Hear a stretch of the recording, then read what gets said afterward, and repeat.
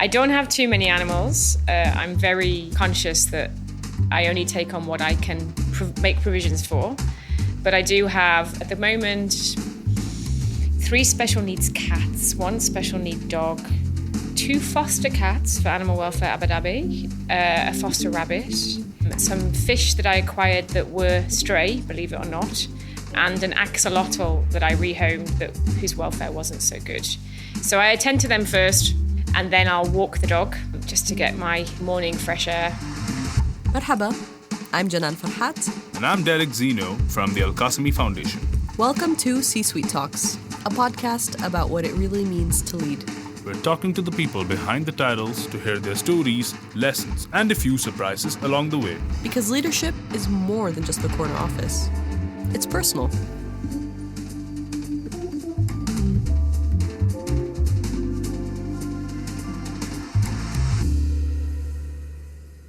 Hello, everyone, and welcome back to C-Suite Talks. We're recording today from the home of Animal Welfare Abu Dhabi, also known as Awad, which feels fitting because our guest has been improving life for animals in this city for nearly 20 years, long before there was an organization with that name. Welcome, Dr. Rachel Shaw, the CEO of Animal Welfare Abu Dhabi. It's such a pleasure to have you on the podcast. How are you doing today? Well, that was a lovely introduction. Thank you. It also made me feel slightly aged to know how long I've been in Abu Dhabi for. But it is correct, 20 years. And it passed quickly. And I'm doing great today, thank you. And it's so nice to be here. And thank you to you guys for coming all this way to allow us the opportunity to partake in the podcast today. No, thank you, Dr. Rachel. We're very excited to be here. And in some ways, this feels like a full circle moment for us. Back in 2021, the Al Qasimi Foundation published some of the earliest research on animal welfare in the UAE, helping bring more attention to the issue. And now, to be sitting down with someone leading that work in practice feels especially meaningful. And that brings us quite naturally to your own path into this work. Dr. Rachel, you are one of the most experienced veterinarians practicing in the UAE today, in addition to being the CEO of Animal Welfare Abu Dhabi. Launched in 2025 as a licensed nonprofit, Awad's mission is to strengthen animal welfare across the Emirate through a variety of programs such as the Community Cat Care Program, Animal Welfare Educational Program, and Positive Standards, the latter of which aims to improve welfare in the pet retail sector. Most recently, Awad launched the Pet Registration Readiness Program with the first of 4 events held on April 18th to make pet registration simpler and more accessible across Abu Dhabi. So congratulations to you and the team. It sounds like a great initiative. So before we get into it, what does animal welfare actually mean? Some people might hear animal welfare and think, I'm not a pet owner.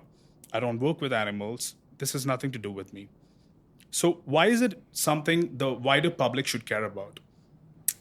That's a great question. I think, particularly in the Emirate of Abu Dhabi, even if you're not a pet owner, you will encounter animals due to the fact that we do have certain stray animal populations. The most prevalent one and the most visible one being, as we like to call them, community cats. Mm-hmm. So that's cats that live basically within the realms of Abu Dhabi. They're free roaming. Yeah. Nobody owns them.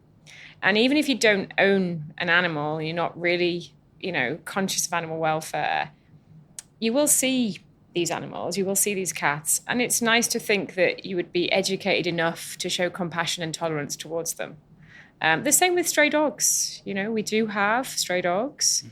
And if we can bring awareness to them for the residents of Abu Dhabi, then we can also bring awareness to the need for their welfare to be prioritized, like you prioritize your own pet's welfare. That's great. I mean, I don't think anyone could have said it better. But thank you so much, Dr. Rachel. Let's go ahead and get started. Okay. Let's start off with your morning routine. What time do you wake up and what does the first hour of your day look like? These are the easier questions. So I'm definitely early to bed, early to rise type person. Mm-hmm. So I'll typically wake up quite early, maybe 4:45, 5 o'clock. Oh, wow. Okay. And most people think there's only one of those in the day, but there are two of those times in the day. And the AM time is a lovely time to be awake. So I'll wake up about that time. And then typically I attend to my mini zoo. I don't have too many animals. I'm very conscious that I only take on what I can make provisions for.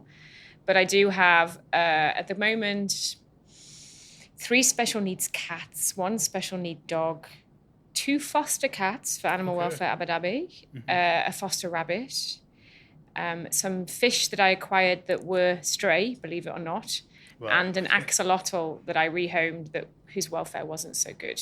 So I attend to them first, and then I'll walk the dog just to get my, morning fresh air. Although sometimes in summer it's not so fresh. And then usually I'll grab a coffee, check work emails. I'm not sure if that's a positive habit first thing in the morning or a negative habit, but I like to know that I've actioned anything immediate. And then most importantly, I carve out time for me after my kids have gone to school and I've bid them farewell. I do go to the gym and I will lift some weights and I will have my mental health time. So that when I arrive at the office by 9:30, I'm set for success and I'm ready for the day. And it's done before anything else can take that time away from me. Wow. Yeah. That's brilliant. Is there something you do every morning without fail, even if it's a bad day? The animals. Yes, absolutely. That's a non-negotiable. When you have animals, it's a commitment. You have to do it sleepy, do it tired, do it frustrated. Animals are your priority and you make a commitment when you become an animal owner. So yeah, they're the non-negotiables, the animals. All right. So you've been a vet in the UAE since 2006. At what point did you think, I need to do something bigger? I didn't actually think that, which is a strange thing to admit. I was very content in my role as a established GP vet here with a really good client base. And I have to give a shout out to the clients of Abu Dhabi because there are some lovely residents here who really take care of their animals and I'm privileged to serve them as a vet. So I never really had a changing career or role on my radar. Right. The role came to me as an opportunity. Yeah.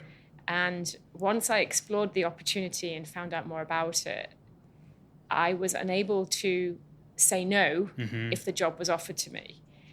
Essentially, my mindset was every day I go to work and I prioritize one patient on my table. Whatever that patient is, dog, cat, rabbit, they're my priority.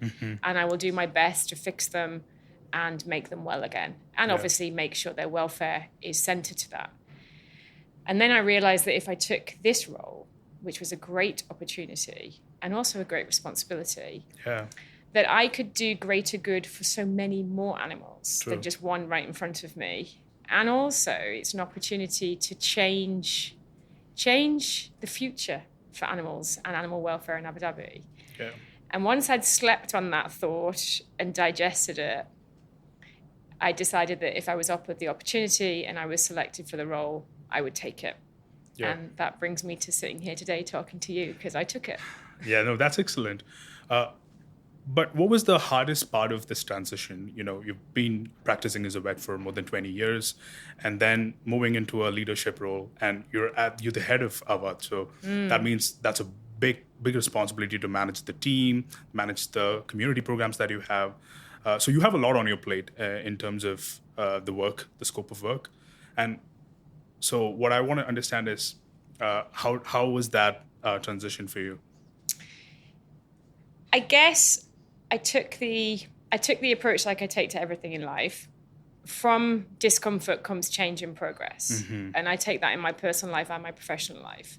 So I knew it was never going to be comfortable. I knew it was never going to be easy. And I knew it would be challenging.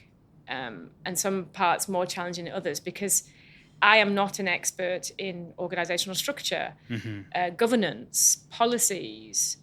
I have a great knowledge of animal welfare and animals' needs in this emirate, but I knew those things were going to be challenging. But I also focused on the fact that the end goal is to do greater good for more animals. So I just kind of I decided that I would just jump in and figure things out as I went along with support, though. It hasn't been without support, I'll have to add that.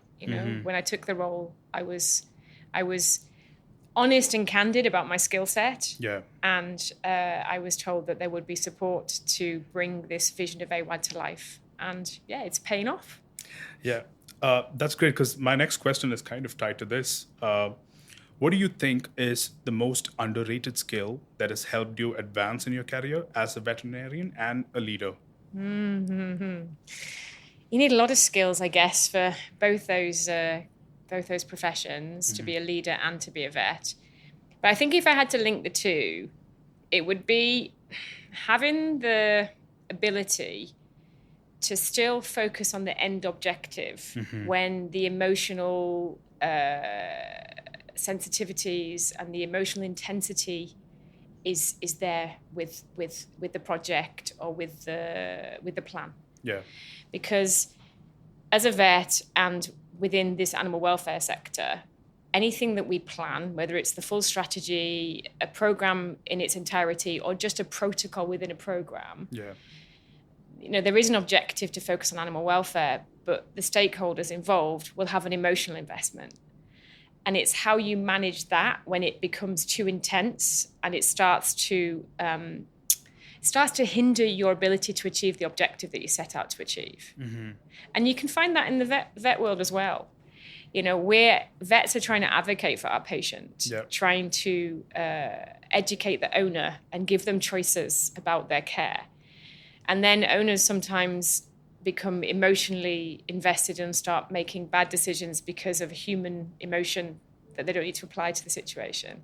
And it's knowing to be sensitive to that, but also when to ignore that and continue to achieve the objectives. I think that's an underrated skill that you have to learn, for sure. And how do you cultivate that skill in a team working in such an emotional space? Yes. So the Animal Welfare Abu Dhabi team, they're a wonderful, wonderful team, but none of them have technical background in animal welfare. So I guess, for me, they're blank canvases. So I'm able to try and transpose that skill and to teach them, because I can see sometimes a team member perhaps getting involved in the emotional side. And I say, right, you have to now, I know it's hard, you have to exclude that from your decision making right now in your reply or your response and focus on the objective. What's our objective here? Okay, that's the professional response, and that's the professional action we have to take. So in some ways, having employees that haven't been in this space before is advantageous when we're molding a team and our approach to matters, yes. Yeah, no, for sure. I think the team probably is picking up a lot from just your leadership and the way you run things at Awad. I know that's brilliant. I also think it's important, though, that my team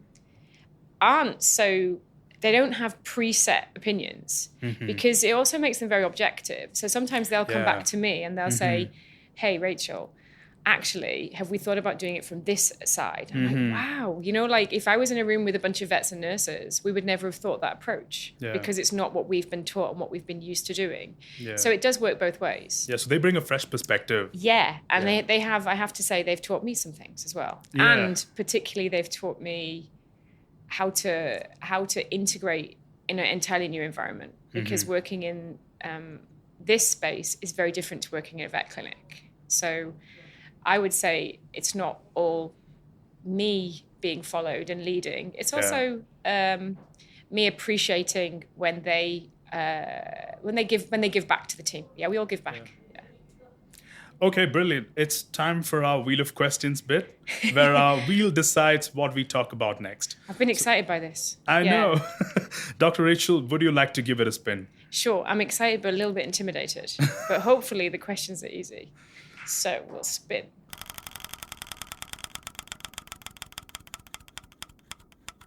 Okay. Great. Okay. So when you do get time to switch off, what do you naturally reach for? Is it a book, a podcast, or a walk? Does it tend to be something completely unrelated to animal welfare? Or does even your downtime pull you back in that direction? Well, I'm a mum with two beautiful children. So I do like to spend time with them.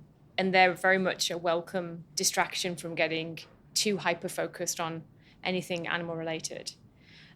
So, I like to indulge in their hobbies and support them. My son plays ice hockey. Nice. So I do spend a lot of time at the rink, being very, very cold in such a hot country, which is a very odd feeling when it's 50 degrees outside and you're actually cold inside. But yeah, and I like to spend time with my family and, also enjoy what Abu Dhabi has to offer for families, because this emirate has so much to offer. We are annual pass holders. We love all the new museums. So yeah, I do like to spend a lot of time with my kids, and that is a welcome, necessary distraction from being too focused. Although my children do love coming on some animal adventures with me. They're always willing to come check out a new farm that's open to the public, or a zoo, or animal shelters that we visited together. And I love getting their unique young perspective as well. Fresh eyes from their generation's viewpoint. Right. So sometimes I do maybe drag them back into that sector, but they don't. They do enjoy it. It's not torture for them. No, that's great. I think we can give the wheel another spin. Sure. Okay. So, how do you stay positive when progress is slower than the need on the ground? I think that the team stay more positive than I do, if I'm brutally honest. Yeah. We do have a conversation. It's nice to have a conversation with your team, right? To talk about, okay, I'm a bit frustrated that this has happened today. And then one of our team will always be very positive. And then we believe in the spirits and the powers guiding us a bit. So we usually find if we have that conversation, things start to move in the right direction. And the patience always pays off, because we know that what we're planning is going to be impactful. And that's why we stay patient and why we keep pushing and following the process, because ultimately the goal is worth it every time. Yeah. Yeah. And I think the successful initiatives that Abad already has is testament to that. Yes, we're very happy about our community cat care programs. We piloted those last year, and we're expanding them this year in terms of number of programs we're supporting. Okay. And the recent pet registration readiness event, Right, yeah. That's been a lot of planning for us. And we actually brought that initiative forward slightly to try and assist with the current tumultuous times in Abu Dhabi, where people are perhaps traveling with their pets when they wouldn't be traveling before. Because when you comply for registration with a microchip, rabies, health vaccine, you're also doing the first step as the pathway to travel internationally for your pet. Right. So we pushed that one forward, and we rolled the first one out last Saturday in partnership with Pet Pavilion. Okay. And there is no better feeling than going home exhausted after that event, but actually sitting down and thinking, wow, we did it. We brought something that I thought about in my strategy as the CEO in my office long before we even had a team. And we took it all the way to the point where today we successfully onboarded over 40 animals in one day to the registration system. And that's what I'm saying. Trust the process, and the rewards will be there in the end. No, yeah. Congratulations again on that. I think we can go for spin number 3.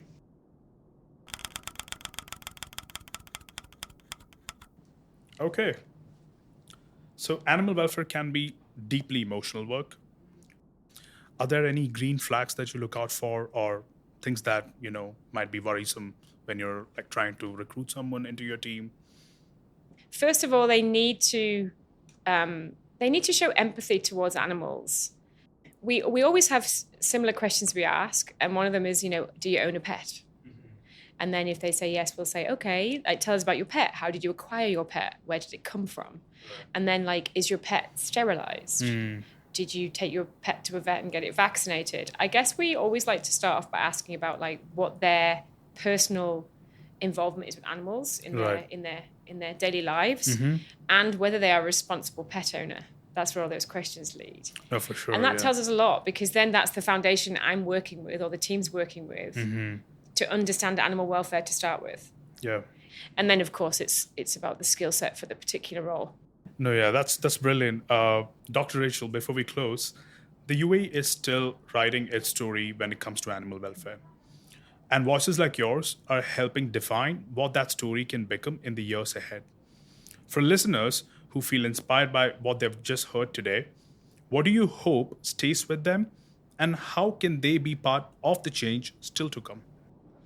So Animal Welfare Abu Dhabi have a core principle, which is to empower community.